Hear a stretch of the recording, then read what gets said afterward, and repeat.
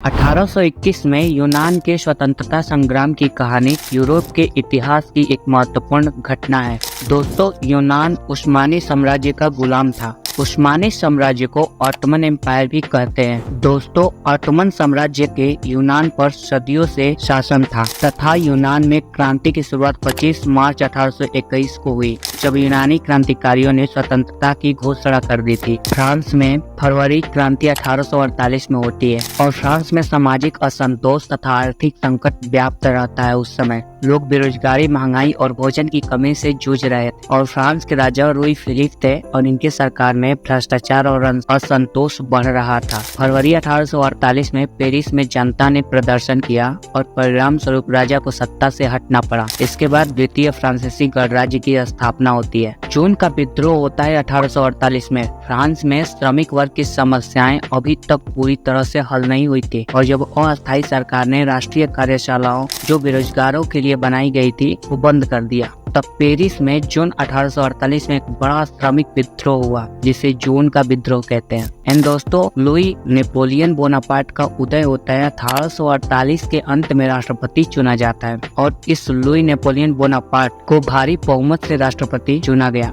जो कि Napoleon Bonaparte का भतीजा था। उनकी जीत ने फ्रांस में राजनीतिक संतुलन को फिर से बदल दिया और 1852 में उन्हें खुद को सम्राट घोषित कर द्वितीय साम्राज्य की स्थापना की, जिससे गणराज्य का अंत हुआ। और 1848 में फ्रांस की स्थिति सामाजिक और राजनीतिक अस्थिरता से भरी थी। इस समय कई महत्वपूर्ण परिवर्तन हुए, जैसे कि राजशाही का पतन हुआ, गणराज्य की स्थापना हुई और बाद में एक साम्राज्य की वापसी हुई। दोस्तों, इटली का एकीकरण यूरोप में आधुनिक युग के इतिहास की एक महत्वपूर्ण घटना है। इटली लंबे समय तक कई छोटे छोटे राज्य, रियासत व साम्राज्यों में बटा हुआ था, जिनमें से अधिकांश पर विदेशी शक्तियों का कब्जा था, जैसे ऑस्ट्रिया, स्पेन व फ्रांस का। वैसे तो इटली के एकीकरण की शुरुआत का घटनाक्रम 1815 से ही हो गया था। जब 1815 में वियना की संधि के बाद नेपोलियन का पतन होता है, तब ऑस्ट्रिया व स्पेन इटली के अलग अलग हिस्सों में कब्जा कर लेते हैं। तब इटली के राष्ट्रवादी विचार वाले लोग असंतुष्ट होकर एकजुटता लाने के प्रयासों का शुरुआत कर देते हैं। Giuseppe Mazzini, Count Camillo Cavour and Giuseppe Garibaldi Italy के एकीकरण करने वाले प्रमुख क्रांतिकारी हैं। इस प्रयास में जोसेफे मेजिनी ने